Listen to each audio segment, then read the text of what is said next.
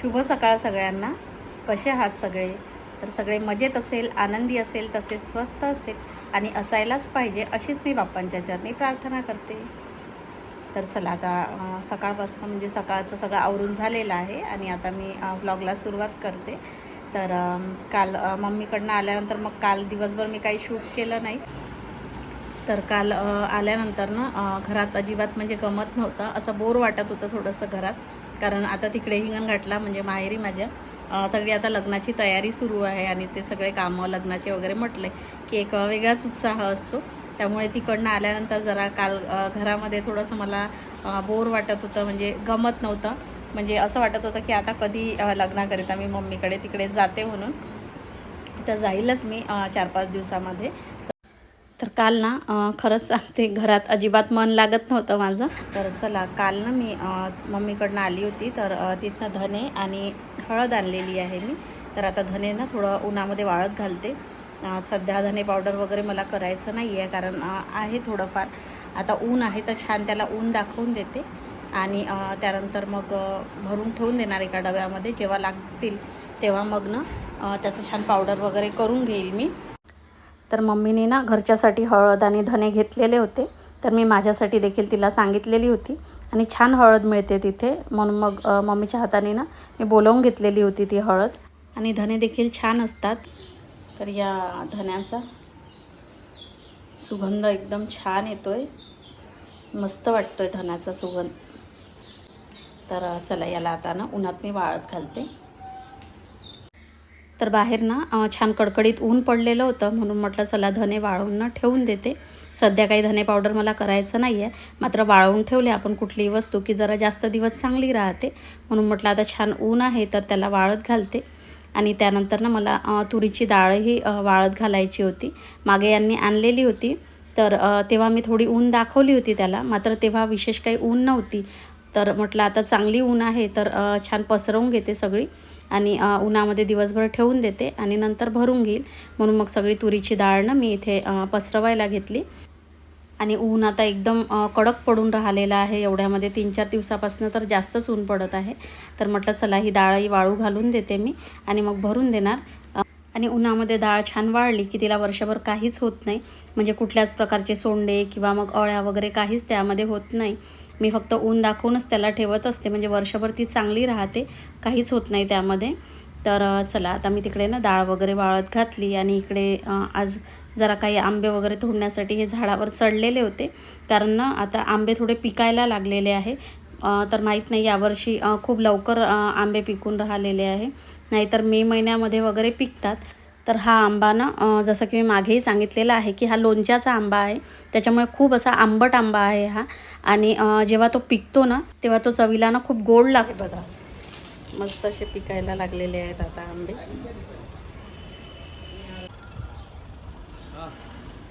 आहे का?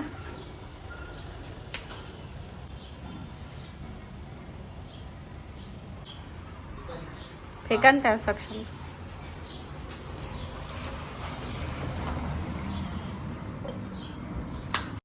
तर हा आंबा ना चवीला कच्चा असताना म्हणजे खूप जास्त आंबट लागतो, मात्र पिकल्यानंतर म्हणजे छान झाडाला पिकल्यानंतर ना खूप असा गोड लागतो अगदी. म्हणजे खाताना अजिबात वाटत नाही तो की हा आंबा कच्चा असताना म्हणजे इतका आंबट असेल, म्हणून की त्याची चव ना गोड आहे. तर इकडे अपेक्षा असताना दोघीही आंबे वगैरे सगळे उचलत होत्या. आणि हे झाड ना आमच्याकडे आम्ही म्हणजे लावलेलं झाड नाही आहे. एखादी आंब्याची बी वगैरे ना तिथे पडली बहुतेक आणि त्याचंच ते रोप निघालेलं होतं, छान वाढत होतं, त्यामुळे मग ते राहू दिलेलं होतं. तर आता ते कसंही झाड एक आहे तर छान भरपूर असे आंबे लागतात त्या झाडाला. आणि कुठल्याही फळाचं झाड वगैरे घरी असलं की छान वाटतं. आणि त्यात आंबा म्हटलं तर ते अजूनच खूप छान वाटतं, कारण आंबा हा म्हणजे असं फळ आहे की बहुतेक खूप कमीच लोकं असेल की ज्यांना आंबा हे फळ आवडत नाही. तर तुम्हाला आंबा हे फळ आवडतं का? नक्की कॉमेंटमध्ये सांगा मला.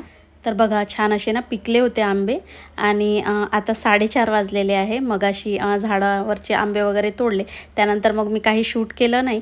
तर आता 4:30 वाजलेले आहेत. तर म्हटलं आता चहाऐवजी छान आंब्याचा रसच बनवूया, म्हणून सगळे आंबे मी छान धुवायला घेतलेले होते. आणि मी रसपेक्षा याची ना मस्त अशी फ्रुटी बनवणार आहे, कारण या आंब्याची ना जसं पातळ आपण रस बनवला ना, अगदी म्हणजे मार्केटला जशी फ्रुटी मिळते तर अगदी तशीच चव ना या रसाची लागत असते. तर आधी मी तो ना थोडा हाताने तो सगळा नरम करून घेतला छान आंबा आणि त्यानंतर त्यातला जो गाभा वगैरे आहे, गर वगैरे तो सगळा काढून घेतला. तर मार्केटला मिळणारे जे आंबे असतात म्हणजे बैगनफल्ली आंबा वगैरे जो मोठ्या आकारामध्ये वगैरे मिळतो ना, पण त्याचाही इतका टेस्टी वाटणार नाही. इतका या आंब्याचा रस ना टेस्टी म्हणजे वाटत असतो. अगदी मार्केटला मिळणारी ना मँगो फ्रुटीचीच टेस्ट देत असतो. तर आधी ना सगळा आंब्यामधील गर वगैरे मी काढून घेतला आणि गुठलीला असलेला वगैरे सगळा गाभा वगैरे पण हाताने छान काढून घेतला मी.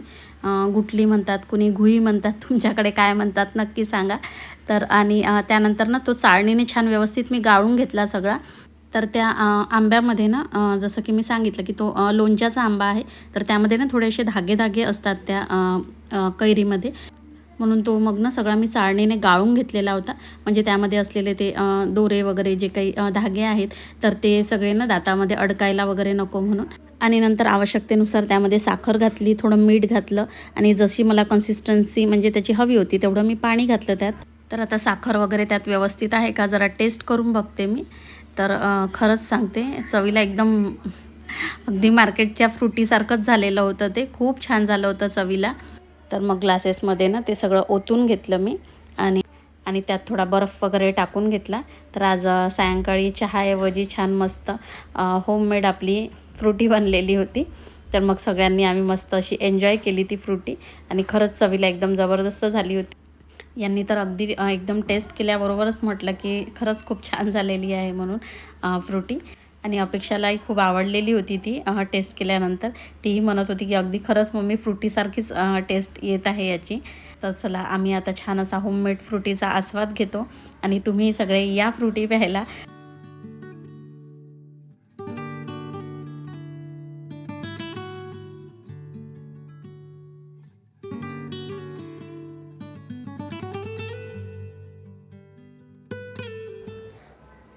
तर चला आता ना फ्रुटी वगैरे पिल्यानंतर मग अपेक्षाचा जो घागरा शिवलेला होता ना त्या दिवशी, त्याला मला लटकन लावून घ्यायचे होते. तर तेच लटकन वगैरे मी त्याला लावून घेतले आणि त्यावरची जी ओढणी वगैरे होती तर मी त्या दिवशी मार्केटला गेली होती तेव्हा घेऊन आलेली होती. तर असा तिचा सगळा घागरा तयार झालेला होता. तर इथेच आता ब्लॉगचा एंड करते. तर आजचा ब्लॉग कसा वाटला नक्की कॉमेंटमध्ये सांगा. आवडला असल्यास जरूर लाईक करा. तर तुम्ही ब्लॉग बघता मात्र लाईक करत नाही. तर एवढीच अपेक्षा असते की फक्त एक लाईक करा, कारण एक ब्लॉग बनवण्यामागे भरपूर मेहनत असते. आणि कमेंट करायला वेळ नसेल तर कमीत कमी एक स्माइली तरी टाका. फक्त एवढंच अपेक्षित असते. तर चला आपल्या चॅनलवरती जर कोणी नवीन असेल तर त्यांनी आपल्या चॅनलला सबस्क्राईब करून घ्या. तर भेटूया अशाच एका छानशा ब्लॉगमध्ये. तोपर्यंत बाय बाय.